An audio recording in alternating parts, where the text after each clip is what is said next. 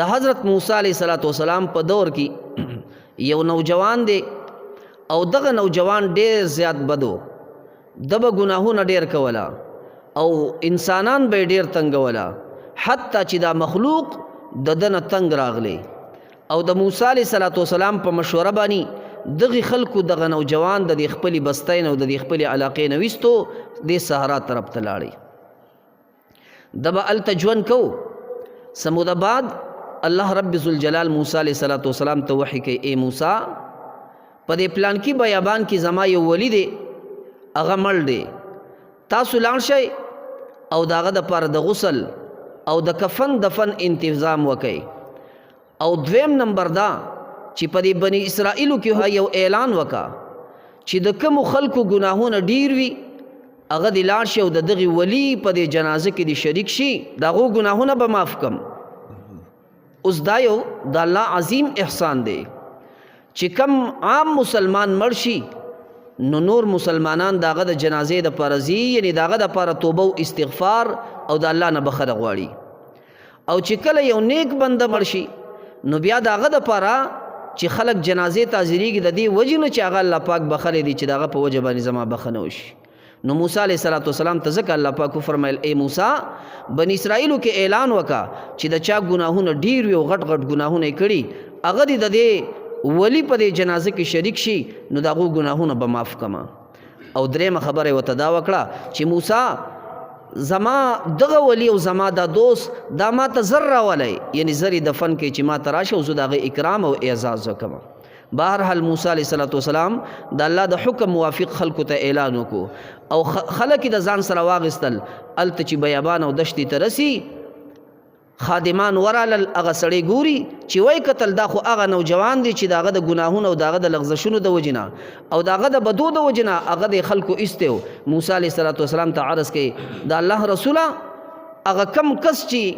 مړ دی اخو هغه نوجوان دی چې مونږه داغه د بدو د وجنه هغه د خپل وطن نه راایستې دی، د خپل علاقې نه راایستې، دا خو هغه ځوان دی. موسی علیه السلام الله پاک ته عرض کوي، الله آیا ستاغه ولی دا یو دی که هغه بل دی؟ تا خو چې زما ولی مړ دی او دا خو د جهان بدبخت انسانو،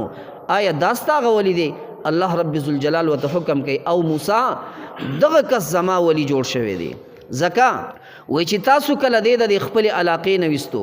دشت او بیابان ته چې کله دی لاړې د خپل ژوند دغلته تیرو د په د باندې بیماري راوسته او د بیماری په دې حالت کې چې کله په د باندې سخت رااله د خې طرف ته او ګس طرف ته ګوري، هر طرف ته ګوري، د تسوک مددگار دی دا په نظر باندې رانلې. نو موسی د زمانه یو دعا وکړه او هغه دعا یې دا وه، الهی عبد من عبادک، الله ستا په بندګانو کې یو بنده دی، غریب فی بلادک، ستا په دې دنیا باندې د مسافرۍ دا ژوند تیری، الهی تبت الیک، الله پاک تا طرف ته توبه کومه، تا طرف ته رجع کومه، الله ما ستا معصیت کړی دی ټول عمر، او الله لو علمتو ان عذابی یزید فی ملکک، الله کما ته دا پته وي چې زما دا عذاب ستا مال را عذاب را کول دا ستا په باچایی کې څه سیوا والی راولي، او وعفوک عنی قد ینقص من ملکک، او ستا مال را معافی کول دا ستا د باچاهی نه څه څیز کمی. نو الله لما سألتک المغفره، ما بستانه د بخنی دا سوال نه وی کړی، ما بستانه د بخنی سوال نه وی کړی، لیکن الله پاکا زما عذاب ستا په باچاهی کې سیوا والی نه راولي او زما معاف کول ستا د باچاهی نه څه کمی نه. او بیا ولیس لی ملجأ ولا رجاء الا انت، الله نمی د پناه زیشتا، نمی څه امید څه سیوا ستانه، وقد سمعت فيما انزلت، او ما خو اوریدلی دی په هغه څه کې چې تا نازل کړي دي چې انی انا الغفور الرحیم، تا داسې فرمایل دي چې زه بخونکی او مهربانه یم،